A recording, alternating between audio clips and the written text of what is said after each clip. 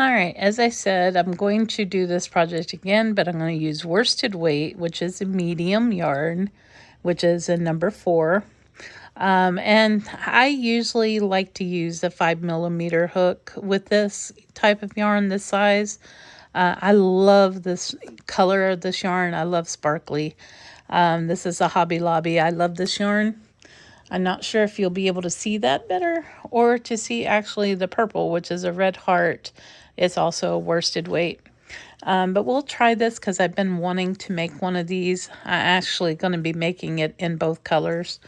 But because I wear hair things in my hair all the time. And so I'm going to make another one. Let's see. I had frogged this. And frogging just means I had undone my crochet. You'll have to do that quite a bit with different types of things that you do. If I can find my crochet hook. You're always losing your crochet hook. Let's see. There it is. In the bag. Okay. So we're going to go again and we're going to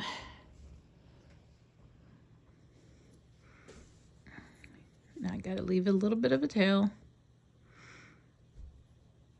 And to start off with this, I'm just going to, you can actually, if you want to make it more secure with something like this, you can just tie a knot, which I'll go ahead and do just to show you. That way, you know it's not going to go anywhere, although we're going to hide this tail in here. So it's not going to go anywhere. We're going to go through and grab our yarn so that we can do one chain just to get it started. And then you'll go in, grab your yarn, and then we'll go through the 2. We're going to do our single crochets that we had learned in video 1. If you don't remember how to do that, you can rewatch that video. You're going to go into this loop, grab it, and then you'll go through both chains.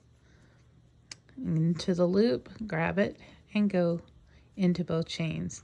And before, remember, we had the single crochets like this or something below, and we were going into this spot right here, you know, or on the back. If you were moving your work, we would go into there.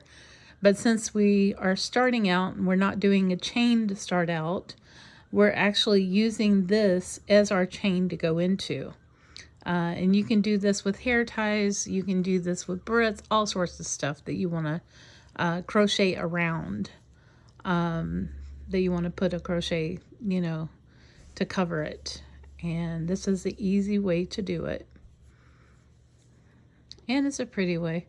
And these bands cut my hair so bad, so I don't like wearing them without having some yarn to soften it up. So I always do that.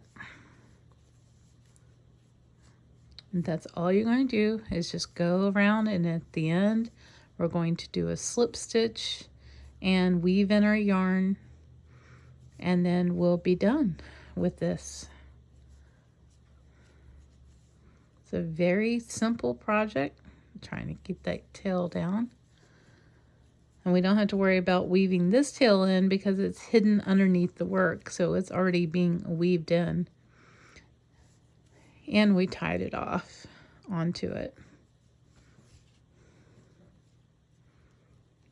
And I'm going to pause it here and finish a round, and I'll meet you at the end.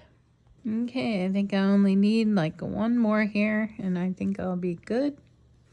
So we'll do our last single crochet, and then we are going to go into that first chain right here, and you want to go through both loops, and we're going to slip stitch it. So we will wrap our yarn around, pull it through those stitches, and then pull it through where we ended.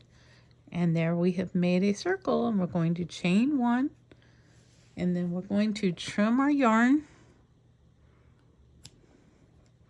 and pull it through. And that chain 1 just makes a nice little knot at the end, and there's your work. And then we will take our yarn darning needle, which the darning needles have a little bit larger loop on them so that you can put yarn through. As you can see, it's a pretty good size loop. A thread needle would not work for yarn. So these are a little bit bigger so that you can get yarn through pretty easily. And they're dull at the end. They're not as pointed. Some are in plastic, some are, and this is the front side of our work where you can see the V stitches. And this is the back side.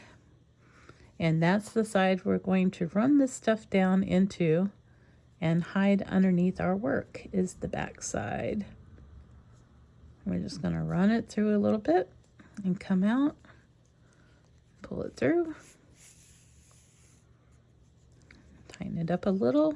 You don't want it like stretching the stuff though. So then we're going to go into this next one and go back the other way.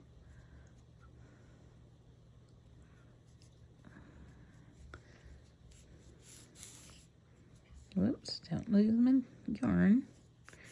And we'll pull it, and then we'll do one more time. I'll go in here and go through a few stitches the other way again. I always like to do it 3 times back and forth, just so I know it's nice and secure and that yarn is not going anywhere at all. No matter how much wear and tear I have on it, it's not going anywhere. And then you cut it close to your work. And then there you go. You have a hair tie that is done and ready to use. So enjoy.